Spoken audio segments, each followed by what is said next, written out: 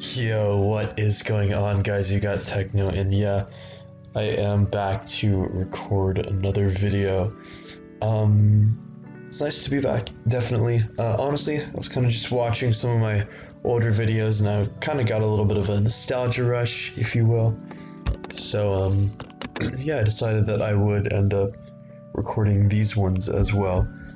Because I think there are some quality games that I want to show you. So I took a little bit of a break, definitely kind of abrupt, I think, but I think I did need to take a break in order to focus on school and all that, and I definitely do not regret it, because as I came back this generation, I felt like I had a reignited passion for this game. You know, I did a lot of time laddering with the new mons. A lot of them definitely stuck out to me as ones that I wanted to use in the league format, and honestly, I kind of just felt like it was time to try to regain my former glory, and so I decided I would join the two leagues that I was most prominently in, which were Hive and LD. I actually got in LD Majors as a replacement, and right now I'm in Hive Beedrill, so maybe you guys will see some uploads on those leagues as well, maybe not really sure yet. But for now, what I'm going to bring you is actually something I didn't think that I would do, because I remember the first time I did this, I had a good experience doing it, but it wasn't the best experience possible because I guess I just wasn't really sold on the entire format. I didn't like relying on other players, honestly, for a lot of it. But this is going to be the Draft Premier League Season 3. Now, I was in Season 1. As many of you will know, I'm sure most of you who are watching this video probably know exactly how this whole format works as well. You basically get picked by a team with two captains. It's an auction draft, so people have to pay a price for you. And basically, you get to pick between different drafts that your team actually works together to make. So, and then you fight against each other with it. So it's kind of like the Smogon Premier League, but there's only 3 tiers in this because there's only 3 draft league tiers basically, at least standard ones, and those are Sword and Shield now, which we have to get 4 teams for and play 3 different games for each week. We have Oras and we have Sword and Shield now. Of course I meant Sun and Moon, Ultra Sun, Ultra Moon. So yeah. The other 2, there's only 3 games for, or there's 3 teams for, and then there's 2 games for. Yeah, I guess I'm confused because that's how it used to be when I first played it. But anyways, my first season, I went for 45k, which was an absurd price. You never really want to spend that much money on one player. It's definitely not worth it in the long run. But people didn't really understand that back then because Gypsy went for 45k and then I went for 45k. I think definitely people thought that it was just alright to spend most of your budget on the best player, I guess, but what I felt was because that happened, like, I didn't end up with a lackluster team. My team definitely still was able to pull through, but I don't know, I felt like I ended up with a team that relied on me quite a bit too much, at least when I was still on the team, and I didn't know if I wanted that pressure back then when I was still playing, so I ended up actually leaving, which I do kind of regret because it was kind of a bad move on my part to screw over my whole team, but you know, I hope they don't have any hard feelings for me. I mean, only occasionally one person named Saint Huio or whatever the fuck you pronounce it mentions it all the time, but I think everyone's pretty much gotten over it. So just looking at you, Saint, if you are maybe watching this video. But yeah, we're back on another team, and this team is definitely a lot different than the one that I originally had. I'm not sure if these 2 guys were captains when I first played in this, but yeah, we're just going to show the team. It should show up on your screen right now, so you guys will see we are on Zero Fox Given, co-captained by Genius X and K-Crick. So a little bit of information on these guys, so you guys probably know them very well. Genius and K-Crick, I've known both of them for a very long time, because they have both been in the upper echelon of Draft League players, both members of the ever, I guess, I don't know what the word is to describe it, but members of Cash Gang is a group that many of you guys know. It's just me and some of my buds. Both of them are in it, and yeah, so definitely two pretty esteemed names in the community. No shade to Genius. Genius, very good player, but K-Crick, I feel like he took a little time off, and he retired for a little bit because of, I believe he was going to join the army, which is very cool. Not sure if he's still doing that. I'm pretty sure he is still like on like, I don't know how they do it in the army. It's like deploy or whatever. I'm not really sure. Don't kill me, but the thing is, K-Crick, when he came back, he kind of cemented himself as one of the best league players all over again. I believe in the season that I dropped of Hive, he ended up going 10-0 with Mayo playing some of his games, but him playing most of the games, I think. And then the next season he ended up winning. So, and then he won, I think, Summer Showdown. So, yeah, he's definitely probably a top 3 player right now, if not just top 2. Along with Gypsy, obviously, because there's no touching Gypsy. Something that I very much tried to do last time I played for a while, but I just couldn't. So, yeah, very excited to have these two guys as my coaches. And obviously, Genius, no slouch either. Been doing well in leagues for as long as I can remember. He's now in Hive Mega Beedrill, which I believe, well, he was in Beedrill the season before the one that I dropped out of, and he's also in LD Masters. So yeah, in basically what I see as the 2 top leagues right now, and a captain for this. So very excited to be on their team. You guys will see the prices. So the first pick they had was Vesuvius. I know plenty about Vesuvius. I'm sure most of you guys do too. Very long time battler. I like the dude. Definitely has a little bit of a reputation surrounding his name.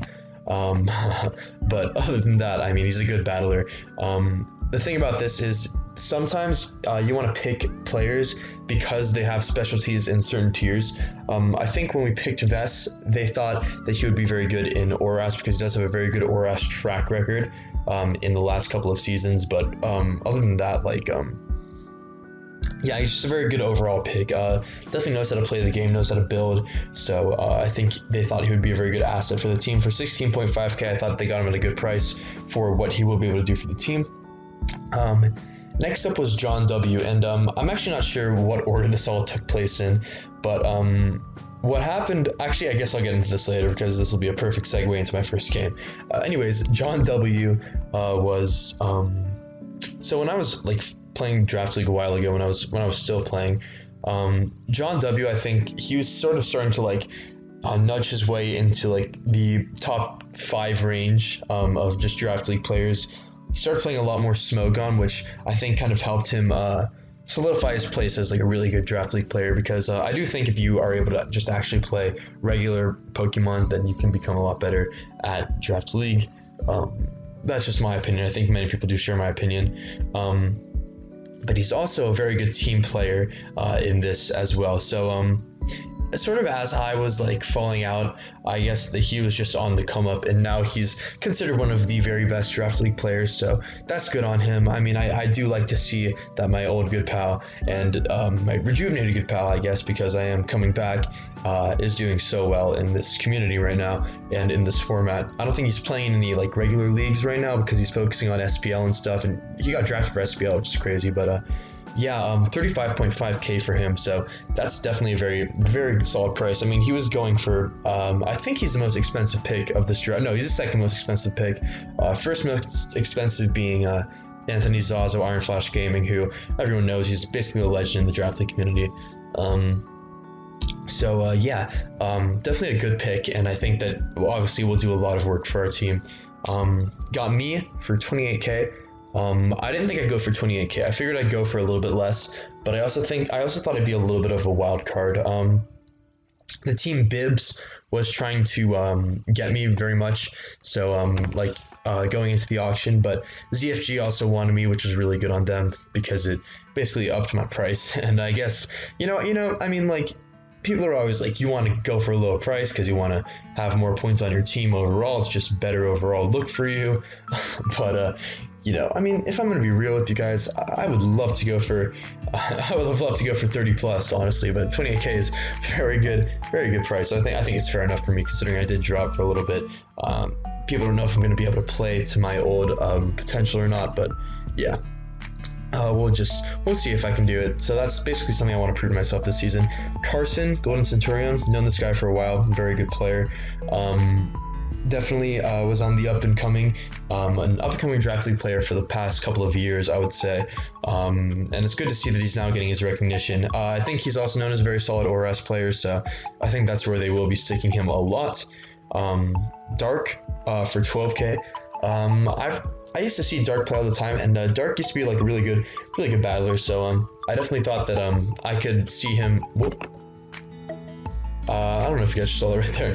I definitely thought that like I could see him doing a lot of work for a team. He seemed to have a good mind for Mons in general, so I wasn't really too scared of having him on the team. I thought 12K seemed good for him. And now for the rest of the picks, it seemed we needed to have 5K players because every single player has a minimum price of 5K if they get nominated, so you can't just get someone for like 1K if nobody wants them, because that would be just too absurd. You just get a lot of 1K players who go under everyone's radar. So 5K is definitely a good way to balance that out. So we got David Wright, Marco P. I actually knew this guy. I think I was in a league with him a long time ago. Seemed like a pretty good battler back then. I know he did a lot of Smogon, so basically if you can do Smogon and you compete and stuff, I've definitely seen him in a lot of poke game videos when I used to watch him a lot. If you can do that, then you are definitely set out to be a pretty good draft league player. Especially when you have support from a team like this, who are obviously all very good at building. I mean, we are looking like a really stacked team so far, honestly. I think everyone was noticing. I mean, we got Genius and K, great double captain cord, and Vest, John, Carson already, and Dark as well. Like, come on, especially I think even just having John on the team, a lot of people figured would be one of the most influential players to have on any team, which is why I went for such a high price. And people weren't sure if I would be doing good or not, but I think people thought that if I was able to get back into form, then I would be able to play really one. It would be really helpful for the team as well, and we would be basically just an unstoppable force every single week. So yeah, good team builders overall. Hunter's the Infected we got for 5K. I actually knew this guy. A lot of people were saying they didn't know this guy, but I've known about this guy for quite a while. I think he was in one tournament I was in a long time ago, but I've also seen him in like the GOT tournament. I know he was, I think he was an all-star one year for TTM. I've always known this guy was pretty good. I've known that he definitely can compete, and I was very happy that no one wanted to bid on him because 5K was a very good price for him. And then Tough Luck, I didn't really know anything about Tough Luck, but my team said he was good, so I just trusted my team overall. And yeah, that's going to be the squad. Now, there was a power rankings that was made, I think, by the admin crew of the DPL, and they basically put our team as number one, so that we were basically locked for playoffs if we didn't really if there was any real upsets going on all the time. And I think that's a very good reputation to have, but also scary. I mean, going into leagues, I've never been like the expected player to win just based on draft alone, which if you guys have followed me for a while, you know that I'm definitely not known for being like an amazing drafter in the eyes of everyone else. I draft teams that I'm comfortable with, and I think that's something that a lot of my first team that I dropped from complained about or was upset about when I dropped, because there's a team that I basically picked for myself that a lot of people couldn't really use. I didn't even think it was that bad for my standards, but yeah, I guess people just didn't want to deal with that anyways. So yeah, so our first week, I might be uploading some other ZFG games. I think there's some really good ones that could definitely be uploaded. But our first week was up against BIBS, and BIBS was coached by Draw15 and King Sky. Draw, everyone knows Sky. He's legendary meme. Definitely a pretty funny guy in the community. Everyone knows from LD. Draw, people know him because well, I don't know why people actually know him, but what I figured out about him was that he was amazing at ORAS in this, because I think he had like the best overall record in the DPL over the past 2 seasons just from playing ORAS, which is really impressive. I think the guy was like 16-3. No, that seems really extensive. Yeah, no, I think it was like 15-3 or something like that. Which is very impressive overall, especially in a format like this where it's really cutthroat to get in. because that's what it wasn't before. It wasn't as cutthroat as it used to be. But anyways, we were up against them in week 1, and the first game that I got scheduled with was against another player whose name is also Techno. So funny story about this. Basically, he got added in the auction thing, and BIBS decided they were going to, as I stated earlier, BIBS, they wanted to pick me up. They wanted to spend a lot of money on me. So as Illusion nominated the other Techno, BIBS, they accidentally spent 7K on him when everyone else realized that it wasn't actually me. So yeah, they were stuck with a player they didn't want. Well, the thing is, though, I knew who this guy was. I knew that he was definitely no slouch. He could definitely play with well, maybe not the best of them, but he could definitely play, I thought, going into it. So I kind of petitioned for a... Well, I was watching a lot of Game of Thrones, and at the end of Game of Thrones, spoilers, there's this battle between these two brothers whose house name is Clegane, dubbed the Clegane Bull. So I was kind of vouching for what I was calling the Techno Bowl, and I guess it kind of stuck on, because we did actually end up playing each other week 1, and there's a couple of uploads of this game because it is definitely a really, really interesting game, to say the least. So this was also my first game back in the format, so I was kind of hoping that I would be able to make myself like come back and have everyone be like, oh my god, he never left, oh my goodness. But yeah, we'll just see how that goes. So we were playing in Sword and Shield. I figured I didn't really want to play in the other two. I kind of got sick of Z moves, and Oras I wasn't that familiar with really. So I figured that Sword and Shield would be a nice little switch for me. I was doing really well on the ladder. I think I peaked at number 3 when Dynamax was still around. And even when it wasn't, I still was doing well. I got like top 20 once. So I was feeling pretty comfortable with this tier overall. Because this is just a Galar Dex reduced version of it.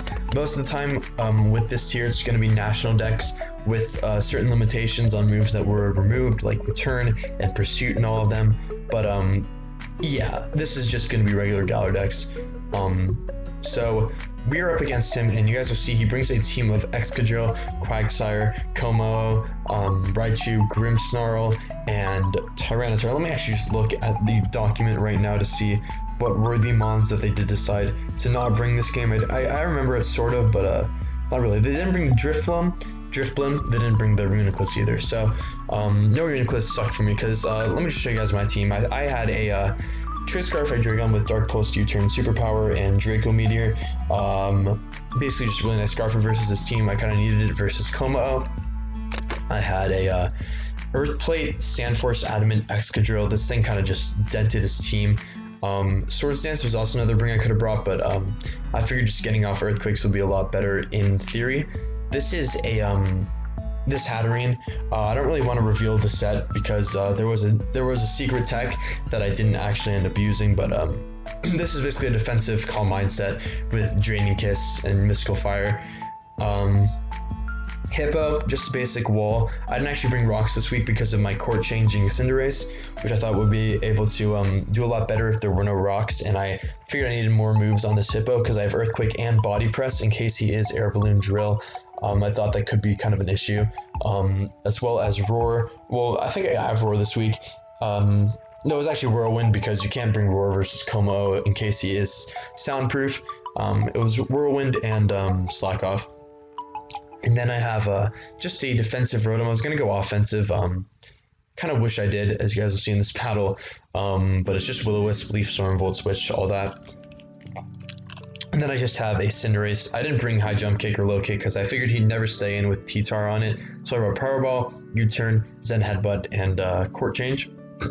So looking at his team, you guys will see, I figured my best lead would just be to go with the Hydreigon and go right for a attack depending on what he did lead with, and he does decide to lead with the Godzilla. Now the thing is, most of the time Grimmsnarl does just switch in very nicely to this thing, so I can just go right for a U-turn, expecting that to come in. I don't have Flash Cannon on this because I didn't think I'd ever want to predict this thing to come in, especially with the team that he had. I figured I'd rather just go with U-turn for the safe momentum going into Excadrill, and now I have Excadrill in. So here though, I do a little bit of overthinking, honestly. I have rapid spin on this thing, so I could have definitely clicked that here, expecting one of his air balloon mons to come in, but also the Quagsire was still chilling right there. So I figured with the sand that is still up, I actually am this set because if the Quagsire comes in, I can go for an Earthquake and then Sand Force Earthquake into no sand Earthquake with the Earth Plate still kills it. So I am going to go, instead I'm going to go for what I think is the safe middle ground play and go right for a substitute. That way if it goes into Air Balloon Drill or Air Balloon whatever else, I will be able to just break that thing with a Rapid Spin or an Iron Head. As he goes into the Quagsire, and I'm thinking, okay, this is fine, because what I can do is I can just go right for an Earthquake, but he shows that he has Protect, and this was a really unfortunate bring on his part, because Protect obviously means that he will be able to stall out sand turns, so I think I did get a little bit tilted. Another thing to note about this is that you can get very tilted, I think, in DPL games very easily. It's easier to choke, I think, because of all the pressure.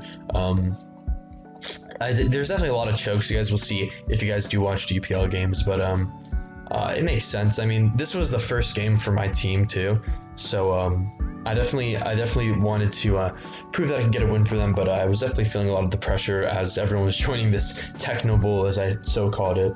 And he goes for the cover, you guys are going to see, and now this means that he can just regularly Protect, and he will basically just get back all his HP, and I will be able to do very little. So I figured there's no point in wasting a perfectly good sub, but this is really unfortunate for me because Earthquake isn't going to be able to do enough to 2 a KO after the leftovers and the Protect, so I'm going to have to switch out and go right into my Hatterin. Now another thing that I did as an oversight in this prep is that I couldn't really touch this thing with Hatterin that well. I had a plan for it, but it didn't end up working really, as he's going to go into the Godzilla, the Tyranitar. I'm just going to go for the Calm Mind really quick.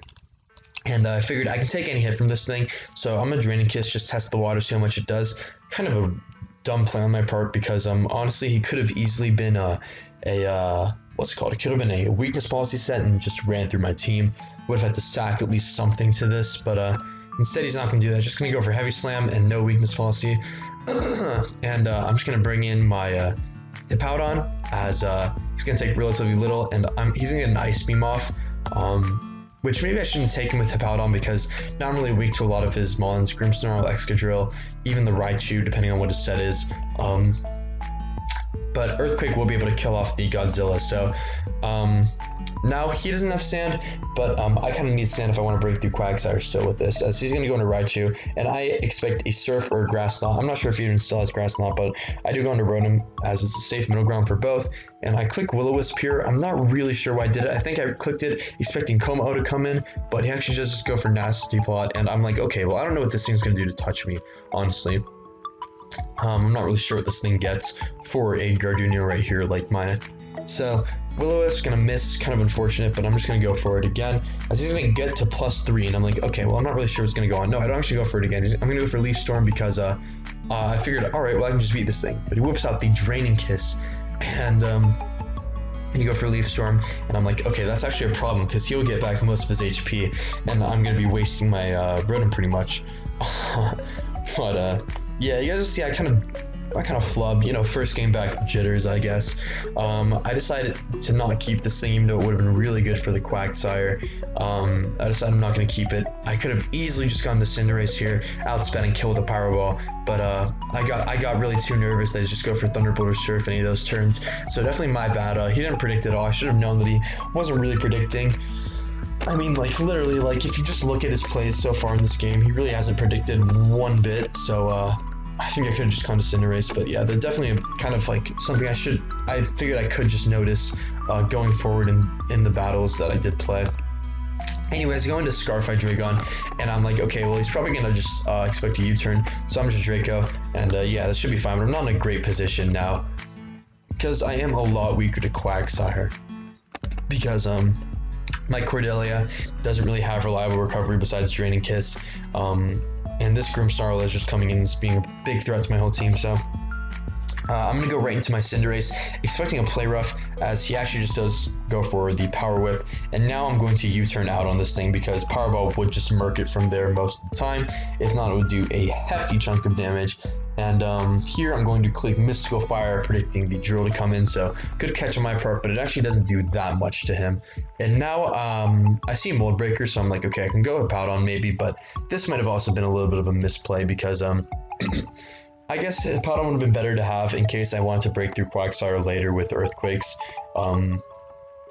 But I expect him to be Choice Scarf now because I did see the Mold Breaker, so he's not going to be faster than me, and if he is, he's only locked into Iron Head, so I can just easily go for Powerball right there, but I should have expected Quagsire and gone right for the U-turn. It would have been a much better play. Would have gotten health back with Cordelia. Would have just been a lot better for my Hatterene.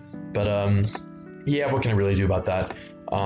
As now I'm just going to U-turn out here, and I'm running out of switch-ins, I think, because you'll see he has Sludge Bomb. This is crazy because I'm getting really nervous now because if this thing gets poisoned, I am in a really bad position versus a lot of his Mons. As Drainikiss is going to come out here. Drainikiss does heal a pretty absurd amount of HP, but it's not going to be enough with the Calm Mind being completely negated by Unawares. I Mystical Fire there. Big missed prediction, expecting Drill to come in maybe. Yeah, I guess it does a little bit for me, lowering special attack, but still. As now he's going to go into Drill, and I'm like, fuck, I should just Mystical Fired here. Instead, I just go right for the Drainikiss. If I Mystical Fired there, I would have been in a much better position. But now I'm going to just keep on flubbing. I guess I expected in Iron Head there for whatever reason, but I figured I think I just sacked this. I mean, I think Earthquake was pretty obvious right there in the time. I just sacked this thing. As Hydreigion's going to come out now, and I'm just going to click Dark Pulse. No point in over predicting.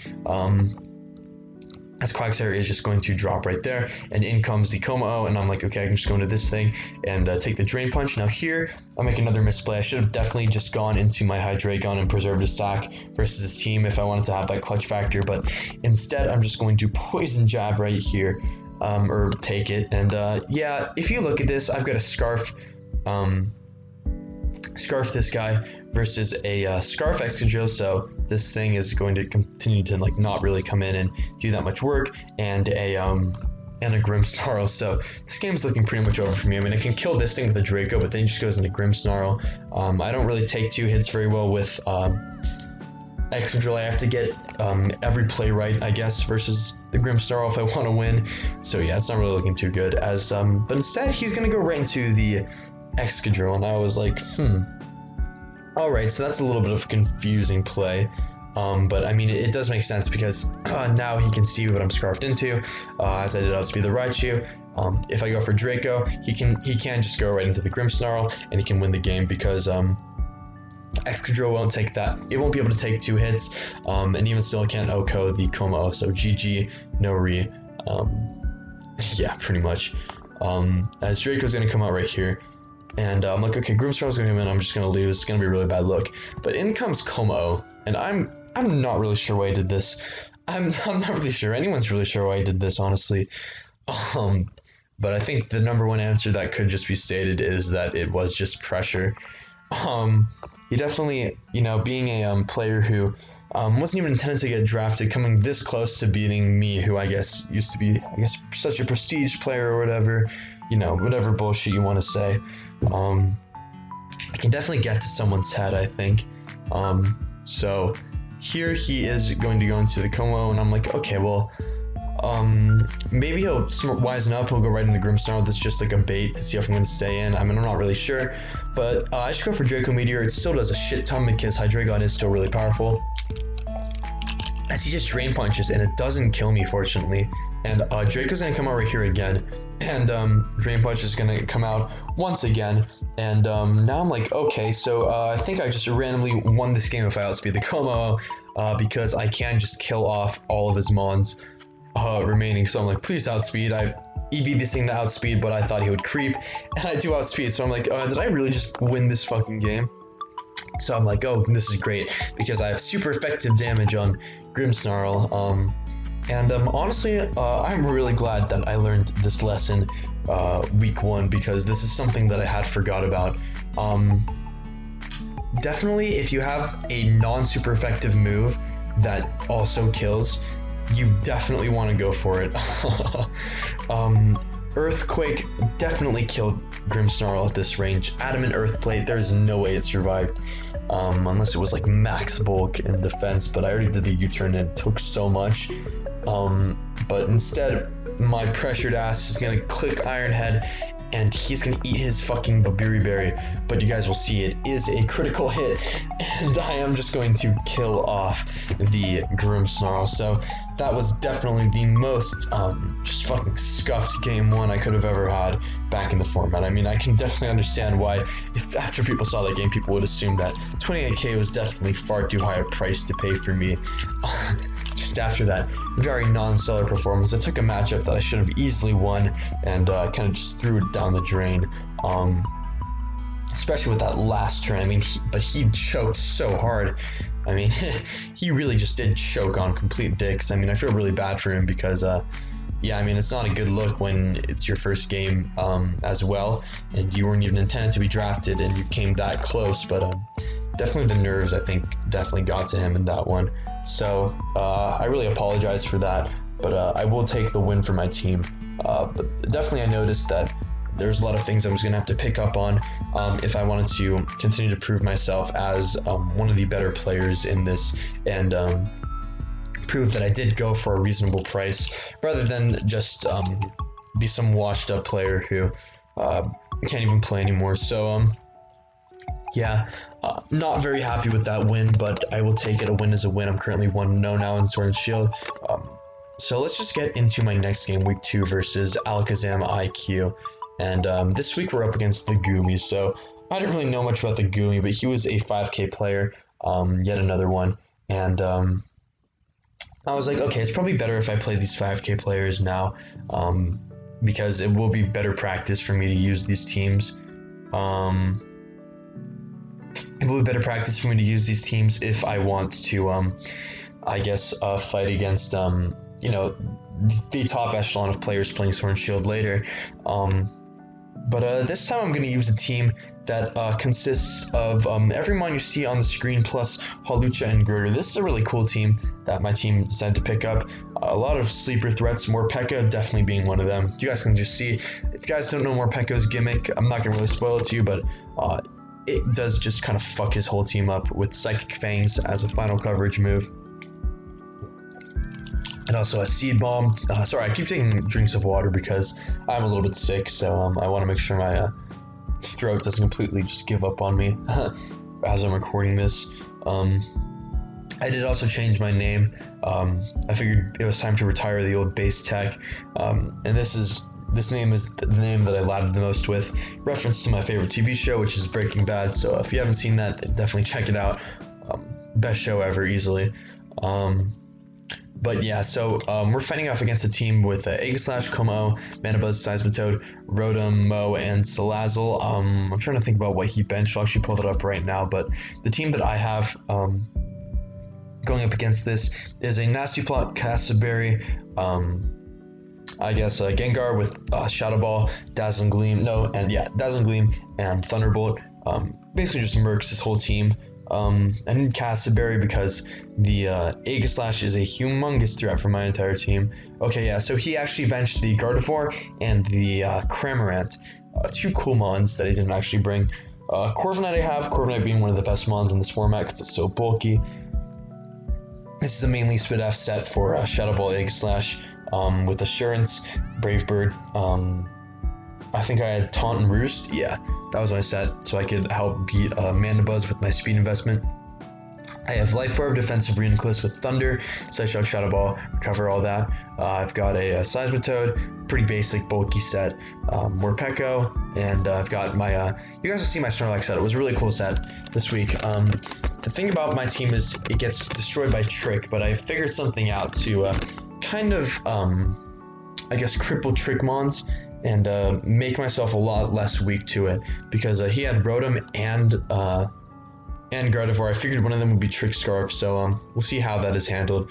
Aegislash, definitely biggest threat on his team.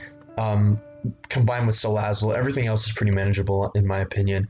So we'll just see how this all turns out. So I'm gonna lead off with the Gengar, because I figured he might lead with Aegislash or with I guess Rotom, and I could scare that out. Maybe get a Nasty Plot off, or just get a Shadow Ball off on the Seismitoad. And I figure, okay, I'm Casside Berry.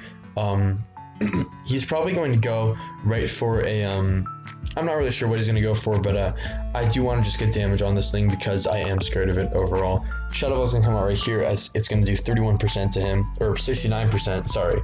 And he's going to get a Swords Dance with Weakness Policy, and I'm like, okay, well, I definitely died to this, so no point in just not going Seismitoad. I figured he's probably going to Shadow Sneak this turn. I mean, he doesn't know how much it's going to do to my Seismitoad, and he decides to Shadow Claw this turn, but I do outspeed because I did have speed investment, so biggest threat to my team is gone on turn 3, so that's amazing.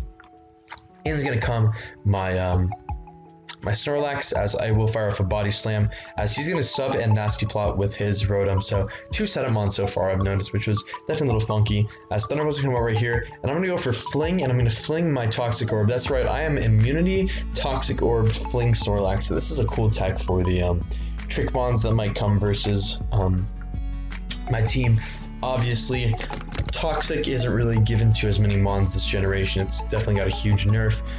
Very select few mons do get it, so a lot of mons that can run it will end up running it if there are a bulky set. So Mandibuzz is one of them that gets it, Seismitoad gets it, so yeah, definitely a good way to get Toxic off on something. I figured it's just fling it. My idea was though that he would trick me a Choice Scarf and I would just fling it at him, and I would be able to switch up my moves after that. So pretty cool set in my opinion. I'm happy I came up with it. But now I'm like, okay, well, do I really need this? And the answer is no. I should just use this thing to kind of break through the Rotom. It could be nice for the Salazzle, but since I'm not thick fat, its use is kind of limited versus that thing, as well as I Sleep Talk a Fling, which is unfortunate. Another kind of an unfortunate part of the set is that I could have done that, but here I'm going to basically just sack that off and go into my Gengar, as I'm just going to fire off a Shadow Ball. As Seismitoad will come in, and I'm like, okay, well, this is fine. Free switch into my Reuniclus because he can't really do much to me at all. And Stealth Rocks will go up, but Stealth Rocks don't really hurt my team that much at all. As I'm just going to go for Thunder here. And I get full para, and I'm going to get well, I didn't get a critical hit, no, but do a lot of damage, and Sub's going to come out here. Now, I didn't really know how the slash learn thing worked. I was running out of time too. I had like 20 seconds left on the clock, so I couldn't really go to my showdown sets and check if this thing got Endeavor. I wasn't really sure if it did.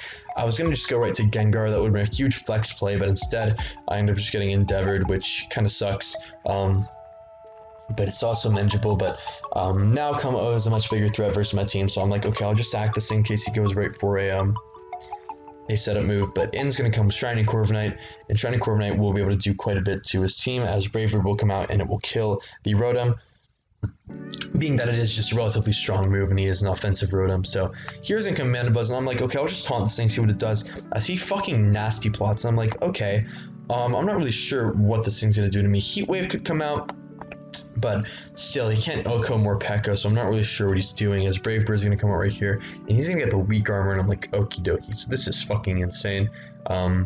Here he's going to just keep Dark Pulsing, and he needs 2 flinches to beat me, basically, because Mandibuzz is not strong, Corviknight's so fat, but here he gets a crit, so now it's just going to take 1 crit to beat this thing. But even if he does end up critting me, I can just live the hit with my Morpeko. And I'm going to get the Roost off right here, and it's going to be really nice for me because my Corviknight's just right back, and he basically did fucking nothing with his stupid Mandibuzz. And honestly, it wasn't really a very good bring on his part. I think regular Mandibuzz would have been a much better bring. Apparently, he didn't really consult his team about this, and I don't know. Sorry if you can sense salt in my voice just going into this. But yeah, I figured, okay, after last week, I kind of got to show that I am still up there, still gotta prove that I'm one of the best, you know, if I want to. I mean, maybe I'm not right now, but I think my ultimate goal is to eventually be considered one of the best again. So I'm gonna go to this thing on the Scald, and here I'm like, okay, well, Earthquake, completely redundant play because I just beat this thing out. So there's one move he's gonna go for here, so he can win with his Mana Buzz potentially, and that's gonna be Toxic. So I'm just gonna flex. I'm gonna go hard Gengar, and yeah, this is just gonna take the Toxic. So Corviknight probably would have still won the game, combined with more Pekka. If I did get that play wrong, but I just had to. As now Como is going to come in, and yeah, I'm sorry if I sounded annoyed by this, but this, look, I'll show you guys this right here. This guy had the audacity to say to me, GG, this draft was a dumb as fuck matchup. If I got one flinch, by the way, I won. GG, period. I was just like, who the fuck did this dude think he is? I mean, sorry, but like, you're gonna come out here flexing that if you hacks, you won, and like, that's one thing, right? But if you're gonna do it when you didn't even win if you hacked, that's another thing. That's another thing that puts you in a completely different category of stupid in my eyes. Sorry.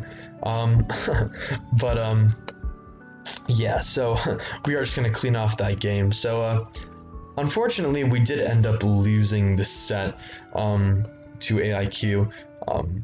We lost 3-4, which was not a very good look for us because we were currently down 0-1 because in this set versus BIBS, basically it hasn't even been decided yet. It's going to be decided tomorrow at the time I'm recording this, because of basically just some stupid shit, honestly. I mean, in my opinion, we should have got the win already, but whatever, it's fine. But yeah, it's going to be a game, Sky versus Cakerick. I have full faith in Cakerick to win, so basically we are currently, if Cakerick wins, we are 1-1. If Cakerick doesn't win, we're 0-2. But we do have another set to play, so we just got to focus on that and wait for Cakerick to do his game, which he decided to do at mids. That's the reason I'm recording this video too, because it is currently mids when I am recording it, which means that people are making drops to their teams and stuff, dropping players. Funny thing is, spoiler alert, I believe both my opponents did get dropped by their respective teams. Goomy got picked up again, not really sure why. I mean, all I really did was bring kind of a weird team versus me and say some stupid shit, but you know, to each their own. Got picked up by Kakuna Rattata, which I haven't played yet, so yeah. And then Techno unfortunately did end up getting dropped, traded and then dropped, so yeah, not fortunate for him. So we have one final game before mid started, so we're currently 2-0 in Sword and Shield. Probably could be 1-1, but you know, we'll take as many wins as we can get. Everyone's gotta get a little bit lucky sometimes. And our final game before mids was up against MaranVaran. So this was a guy that I played in my first ever season of the DPL. I believe I did win that game, but the thing this guy I think is most known for is he's somehow got he's got some sort of rabbit's foot in his corner. He's got the good luck charms because he has won 2 seasons, so he's been on the championship team twice in a row now. So I think crew thought that if they picked him up, then he would end up winning them the thing again just by being on it. But yeah, definitely a good player. So I was excited to finally play someone who was known for being a high caliber player. He had a really annoying team to face too. I'm rocking out with the sand team once again, but I don't decide to bring the Rotom Bow. I bring the Vaporeon instead, and our last mon on the team is going to be Munchlax. So kind of a useless mon versus a lot of teams. I mean, it's good versus Dragapult maybe, but it's also not because of Dragon Darts. Kind of just gets destroyed by the physical set anyways.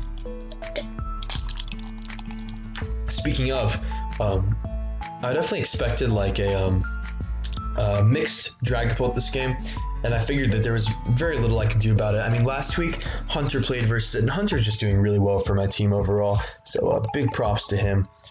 Should be 3-0 right now, but he's 2-0. The situation that happened in the BIBS game did happen with Hunter's game. Basically, all I'm going to say about that matter is you shouldn't not address something that happens in the game after the game is already done if you think that there's something that is basically just some sort of misconduct or some sort of error in the game coding. but that's just my 2 cents. It didn't really matter what I thought because Hunter did end up just not getting the win. Neither did his opponent, but Sky and Kaker will finish out that game tomorrow, so we'll see.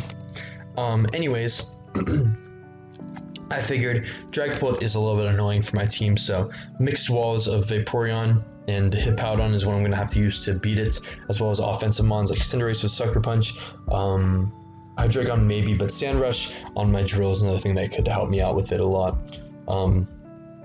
Sand Rush drill with Adamant Life Orb just fucking destroys his whole team. Honestly, I knew an Air Balloon Mom was coming, which will come into play later, definitely. But Appleton was his best response, and even still at +2, it gets murked by Poison Jab. So I figured that, you know, if I got +2, then yeah, he wouldn't really be able to do much versus me. Nasty Plot Hydreigon also just fucking destroys him. Babiri Berry Galarian Weezing is his only response before coming in with Dragapult or Sand Rush, you know, thing. Excadrill. I have unfortunately gotten this Excadrill T-Tar matchup twice in a row with this team, which is really annoying because it is a lot of pressure versus T-Tar, but yeah. This week I've decided to be AV for the Appleton, and I guess the Weezing too, and the Gastrodon with Giga Drain, Draining Kiss, Dazzling Gleam, and then a Psychic Mystical Fire. No rocks again on Hippo, didn't need them. They weren't really that good this game. But I have Rock Slide, Roar, Slack Off, and Earthquake. Vaporeon with just Ice Beam and Haze, Wish Protect, Spadef. Good versus team. Getting Wishes into Hatterene is definitely my game plan. Life Orb Drill, very good. Nasty Plot Hydreigon, and Court Change Cinderace once again. So let's just see how this game turns out. So Hatterene is going to be my lead of choice, as it does cover a lot of his mons. Now Gastrodon is going to be his lead of choice, and I figured 2 things could happen this turn. He could Mirror Coat, or he could switch. He wasn't just going to risk the Giga Drain for no reason and not punish it. So I'm not going to go right for a Giga Drain. I'm going to go for a Dazzling Gleam, expecting the T-Tar to come in. Now, this was kind of a misplay on my part, but I expected a Weakness Policy T-Tar, so if I got Psychic off right there, it would have been in a great position with fucking Hydreigon right off the bat. But, you know, so now I decided I'm not going to Dazzling Gleam because Psychic is basically no risk, and he doesn't get Weakness Policy if he does have it, which is a good bring versus my team. And so now I'm going to go into my Hippowdon, just scout out the set, probably going to be Ice Beam, so gonna have to be lookout for that. And I will just Roar because I figured he was going to switch out, predicting my my thing to go for an Earthquake or a Body Press, as I did bring in week 1. Now I don't have Body Press this week obviously, but yeah. As this thing comes in, the Newton, I decide, okay, well, this is why I have Hatterene on this team, but also what I can do is I can try to get this Court Change off with my Cinderace, as he's going to go right back into T-Tar, expecting probably the Hatterene on that turn, so good play on his part. And now he's likely to think that I'm going to HJK here, so I will probably just go for Court Change, yeah, because I knew that he'd switch out right there. Made no sense to stay in unless he was Chople Berry, which I didn't think he would be versus my team. It was only really good for this thing, and he had Gastrodon, he had Appleton, he had Dragapult if he had Sub, so I didn't think he'd be Chople Berry just for a Cinderace when he has the Gastrodon. So I'm going to U-turn out right here. Going to do relatively little to this, so it makes me think it is a more defensive set. I'm going to go into Vaporeon right here, and he goes for a Substitute. So this is a little bit of a stally sequence in the game. We have to turn out fast. Basically, I'm just trying to get the Ice Beam and get a Wish off into my Hatterene, because I can get a lot of offensive pressure off of that thing if it does come in. So keep going for Wish, as Ice Beam is going to come out right here. And yeah, I'm just going to go into Hatterene, and it's just going to take the Scald and not get burned. Fortunately for me, even if to get burned, it would be fine because I am just wishing up. It's all good, as Scald's going to come out right here, and it's not going to get the burn still. And now I'm like, he's still not going to go for the he's going to go for the Giga Drain still, or risk Giga Drain, but he keeps going to Wheezing, and I'm like, why can't I just predict this and go for Psychic? It would have been a much better plan on my part, but here I get a little bit greedy. He's Levitate, so I'm like, I can't really touch this thing with a Powdon, so fuck it, I'm just going to kill this thing. Sludge Bomb will come out right there, and he's going to take 38% because I am AV, so I'm just going to kill it right there. I could have used a little bit more health in this thing, but we'll just see how this all plays out. Tyranitar is going to come out right now, and I'm going to go right back into my Hippowdon.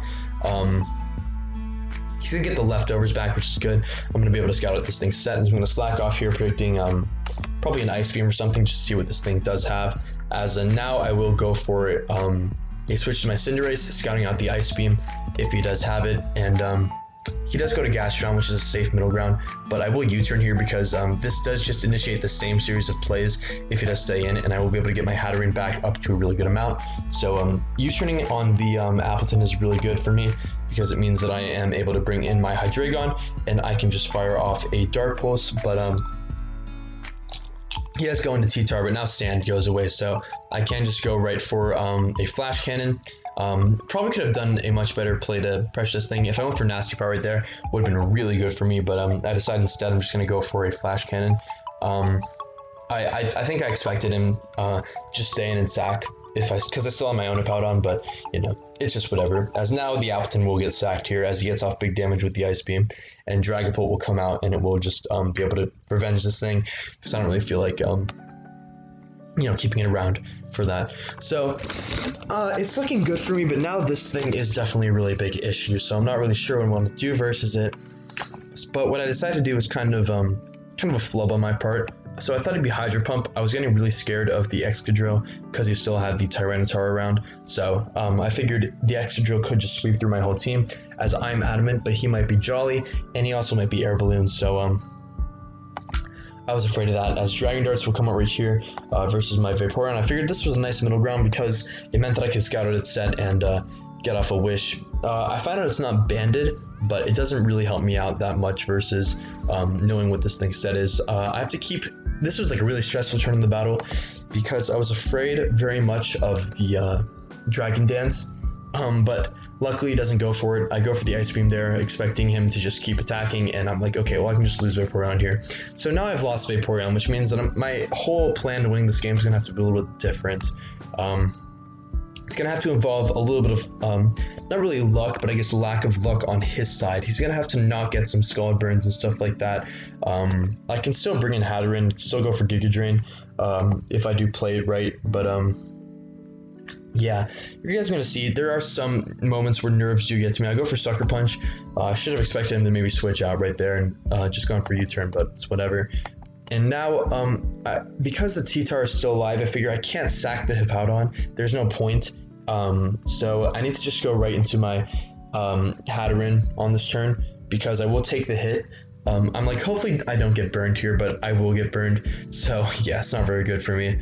But the fortunate thing here is that I forced myself into a good position with Giga Drain because I'll either kill this Dragapult so he can't sack it, as sacks are going to be useful for this game.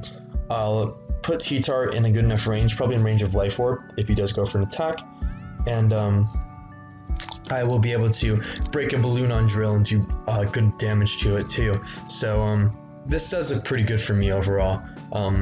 So I will go for a Giga Drain right here. Unfortunately, it doesn't actually kill this, but now I'm kind of in a position where I'm like, I have to make a read here. I figured, okay, well, if he's going to go into the... since there is still Sand Up, his likely play is going to be to go for the Ice Beam over the Crunch. That's because if I go Hippowdon on the Crunch, I take relatively nothing. He has to go Gastrodon, and I can still just go into my... I can go into my Hatterene on that thing, and I could be Sandforce Drill. I did bring it last week, so Sandforce versus Gastrodon is really threatening versus his whole team, so going to that on Hippowdon wouldn't be that good. So I figured he's going to want to go for the play that just gets immediate damage on Hippowdon, because then he can just win really easily with Excadrill.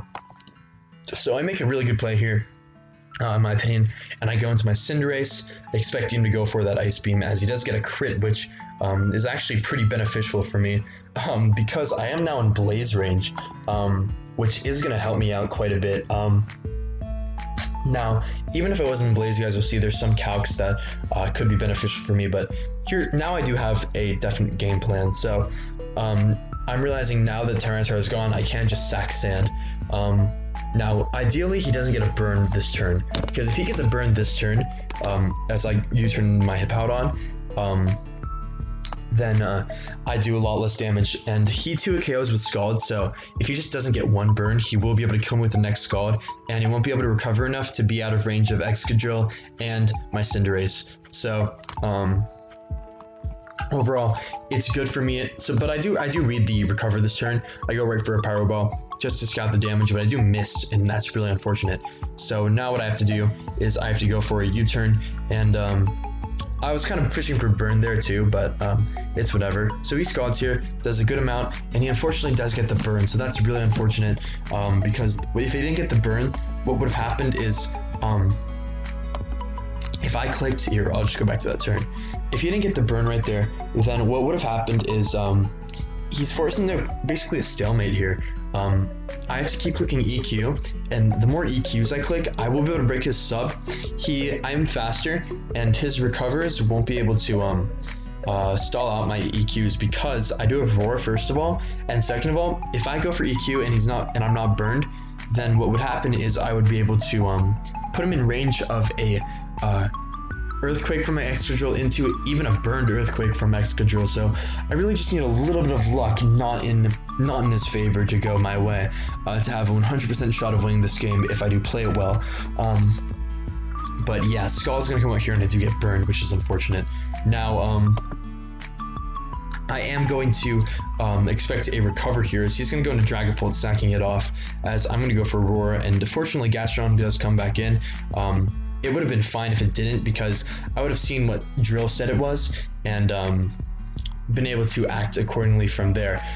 If I roared him into the Drill on that turn, basically he would have probably, I would have slacked off right there, more than likely, gone for Roar or Rock Slide, and you guys will see he is actually Air Balloon Drill, and I had that in the back of my head this whole time. I'm sure he was definitely thinking about me knowing all about it. And so I'm going to Roar there, and the good thing about that is now Dragapult dies to rocks, but it's also not very good, because it is just another easy sack for him, and it means that if I was Rapid Spin on Drill, I wouldn't be able to do it. So you guys will see, yeah, I'm doing 14% with that, but I do outspeed. So what this means is if he was going to sub up on me, which I think could have been a play gone for, or you went for, but yeah, I was also like, if he subs up on me, then he's basically still forced out, because I Giga Drain with Haldoran, get enough HP back to where Scald and Burn doesn't kill me, and then he has to sack anyways, so it's not a big deal. But now I'm gonna go into Excadrill, and I'm like, okay, so we're gonna see if I go for Rapid Spin on this turn, which I don't actually have, but if I went for it, then I would theoretically be able to be in a good position if he went Drill. But if you went into Drill, then likely what my play would be go into the Hatchrin, and I would have to bank on the fact he doesn't have Rapid Spin. Now I'm not sure he does, because he was Black Sludge on his Weezing. I figured he might want to just be a defog set with that, and just go with Swords Dance, Earthquake, maybe Poison Jab, and Iron Head versus my team, because of the defensive Hatteran that I brought last week. I thought maybe that's a set he could have brought if he was a Sand Rush set. So I'm decided to go right for the Earthquake here, and you guys will see. So Earthquake does a shit ton to this thing, and Skull's gonna come out and it's gonna get the burn. So this is really unfortunate, because that's gonna go hand in hand with this burn on Hippo, because if you didn't get the burn on Hippo, then an Earthquake with my Excadrill, even if I did get burned, would have always killed this thing after the burn. But now it's gonna take a pretty high roll for me to kill this. Most of the time, I think the roll is like something to 34%. So if I get the 34% roll, I win this game more than likely, because I should die to Life Orb plus Burn, and he can't Rapid Spin. But instead, you're guys gonna see he's gonna go into the Dragapult, and he says this was a misclick. But it seemed like it was his best play if he was a Rapid Spin set on the Drill. And here I see that he is the Balloon, so I was like, okay, cool. So I was definitely I felt like I was kind of in his head for a little bit of this, because he thought that I would predict the Balloon, I also have the Hatteran stack still, so that's really good for me. But now I'm like, okay, if he's rapid spin, it's kind of like 100% chance he wins. But so I'm gonna have to bank on him not being rapid spin, and we will see. He just goes right for the earthquake and outspeeds me, and I'm like, oh shit. So I just have to land 2 powerballs and I win this game, because this thing will die to blaze powerball in this range. Yeah, so I'm like, okay, come on, please do it, buddy. And fortunately, I am going to be able to secure the victory right there with Blaze Powerball Cinderace. So that was a great game to Maran. If I wasn't in Blaze, what it would have come down to is I would have had to keep Powerballing, and then I would have had to probably, I would have to get like a Powerball into like U-turn right, I guess versus substitute plays, because I have to Giga Drain myself back up with Hatteran. But it's definitely doable because I do have that move, Giga Drain. So yeah, it would have probably ended up in my favor if I wasn't in Blaze anyways, just how this turned out. But I was definitely pretty fortunate I didn't have Rapid Spin. It was definitely really frustrating versus Dragapult, but luckily this win did end up starting off our eventual victory of the set. So we ended up being 1-1 by the end of this week, close to being 2-1 because of the game that's about to happen, but we could also be close to 1-2, so I don't know. If we win this game tomorrow, then we are going to be the #1 team in the league because of how the rest of my team has been doing. We have the best differential. But also, if we lose tomorrow, then it's not very good for us because obviously, yeah, you don't want to take losses like that. So yeah, definitely pretty interesting games so far. I look forward to keep going. I'm 3-0 as you guys saw. So me and John W are #1 in Sword and Shield right now. We're both 3-0. Both of us have had some pretty interesting games, to say the least so far. But yeah, I'm excited to keep doing this. I definitely love playing on my team. It's a whole lot of fun. And yeah, I will see you guys next time. I hope you guys enjoyed this video, and peace.